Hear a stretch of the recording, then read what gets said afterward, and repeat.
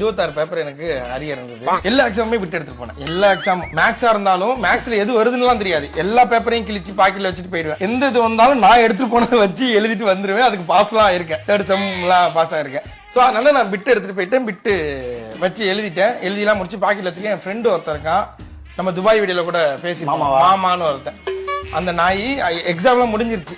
எல்லாருமே எழுதி முடிச்சதுக்கு அப்புறம் சும்மா பிட் எடுத்து செக் பண்ணிட்டு இருக்கேன். நான் பிட்ல இருக்கிறது நம்ம எழுதுனதும் கரெக்டா இருக்கணும். அந்த இதுக்கு போயிட்டேன். நான் ரெண்டுத்தையும் செக் பண்ணிருக்கேன். அப்ப அந்த நாய் என்னடா வச்சிருக்கீங்க பிட்டு குடுன்னு கேட்டான். சரினா அந்த நாய் இப்படி தூக்கி போட்டேன். அப்படியே கேட்ச். வெளில வந்து இந்த பிளைங் ஸ்குவாட் வந்தாங்க. அவங்க பிடிச்சிட்டாங்க. கை இப்படியே இருக்கு. அவன் வந்துட்டான். வந்தோடனே என்னென்ன இருக்கு எல்லாத்தையும் எடுத்து கொடுங்க. நானும் எடுக்கிறேன் வந்துகிட்டே இருக்கு. பின்னாடி பாக்கிட்டு அப்ப ஒளிச்சு வைக்கிறதுலாம் இல்ல. அவ்வளவுதான். 26 பேப்பர் ஆகி போச்சு. இதுக்கப்புறம் என்ன பயம்? என்ன பண்ணீங்க? மிஞ்சி போனா என்ன பண்ணுவானுங்கன்ற ஒரு இதுல சரி எடுத்து கொடுங்கன்னு இந்த பாக்கெட்ல தான் வச்சிருக்கேன். இந்த பாக்கெட்ல இருந்து எடுத்து போறேன். இந்த பாக்கெட்ல இருந்து எடுத்து போறேன்.